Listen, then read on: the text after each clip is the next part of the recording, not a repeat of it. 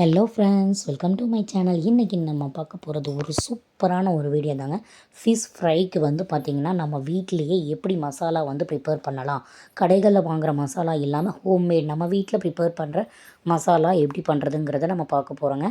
அதுக்கு பார்த்திங்கன்னா 4 kg அளவுக்கு மீன் தான் இன்றைக்கி உண்டான அளவுகள் நீங்கள் பார்க்க போகிறது. நல்லா மீனை கழுவி க்ளீன் பண்ணி எடுத்து வச்சுருக்கேன்.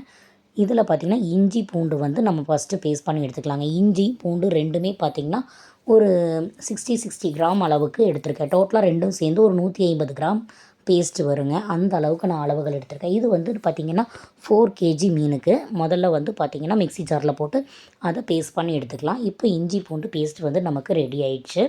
நெக்ஸ்ட்டு நம்ம மசாலுக்கு உண்டானதை ரெடி பண்ணிக்கலாம். ஃபஸ்ட்டு பார்த்திங்கன்னா அந்த இஞ்சி பூண்டு பேஸ்ட்டை ஒரு பெரிய பிளேட்டில் நான் ஆட் பண்ணிக்கிறேன். ஏன்னா பெரிய பிளேட்டாக இருந்துச்சுன்னு வைங்களேன், ஒவ்வொரு பீசஸாக நம்ம போட்டு நல்லா மசாலா இது பண்ணுறக்கு யூஸ் பண்ணிக்கலாம். இது நமக்கு அடிஷ்னல் தாங்க. இப்போ நான் ஆட் பண்ணுறது பார்த்திங்கன்னா மீன் மசாலா. இது தேவைப்பட்டால் நீங்கள் ஆட் பண்ணிக்கலாம். இல்லைன்னா நம்ம நார்மலாக கார்ன்ஃப்ளவர், உப்பு, மிளகாய் பொடி, எக் இது ஆட் பண்ணியே நம்ம பண்ணோம்னா சூப்பராக இருக்கும். நான் பார்த்திங்கன்னா இது 4 kg இருக்கிறனால கொஞ்சம் பத்தாத மாதிரி தோணுச்சு. அதுக்காக அடிஷ்னலாக தான் ஒரே ஒரு 50 கிராம் பாக்கெட் தான் மீன் மசாலா ஆட் பண்ணியிருக்கிறேன்.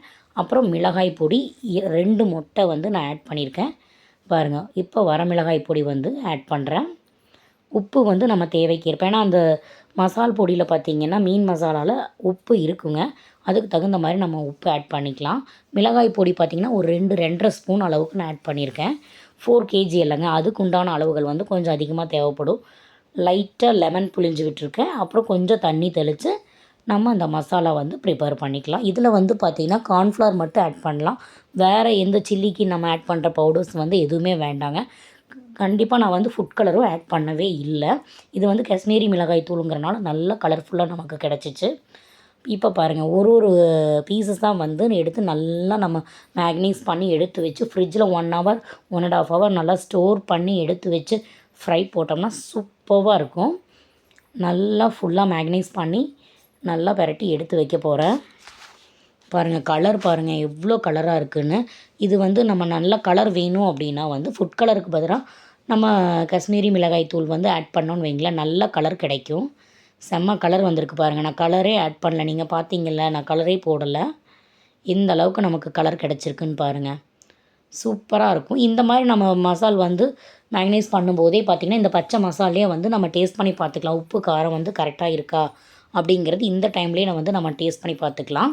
நல்லா ஈவனாக ஃபுல்லாக மிக்ஸ் பண்ணி எடுத்து வச்சாச்சு. சூப்பராக மசால் பார்த்திங்கன்னா மேக்னைஸ் பண்ணி எடுத்து வச்சாச்சு.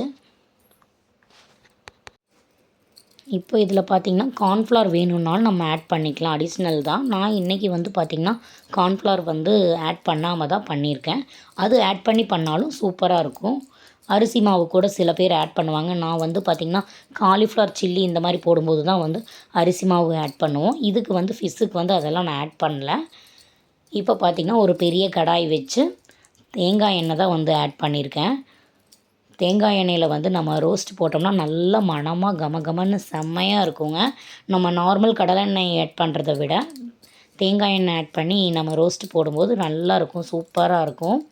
அப்புறம் பார்த்திங்கன்னா ஆயிலில் போட்டு எடுக்கிறத விட இந்த மாதிரி கடாய் வச்சு அதில் போட்டு எடுத்தோம்னா ரொம்ப ஹைஜீனிக்கும் கூட. நமக்கு சூப்பராக மீன் ரோஸ்ட் நமக்கு ரெடி ஆகிட்டுருக்கு. இது நம்ம மசால் மேக்னைஸ் பண்ணி ஒரு 1.5 hour அளவுக்கு நம்ம ஃப்ரிட்ஜில் ஸ்டோர் பண்ணி வச்சு எடுத்து பண்ணோம்னா நல்லா உப்பு காரம் நல்லா உள்ளே இறங்கி சூப்பராக வந்துடும் நமக்கு. பாருங்கள், சூப்பரான மீன் ரோஸ்ட் ரெடி ஆகிடுச்சு.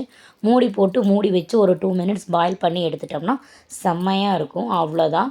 ஓகே ஃப்ரெண்ட்ஸ், சேனல் பிடிச்சிருந்தால் லைக் பண்ணுங்கள், ஷேர் பண்ணுங்கள், சப்ஸ்கிரைப் பண்ணுங்கள். Tata, bye bye.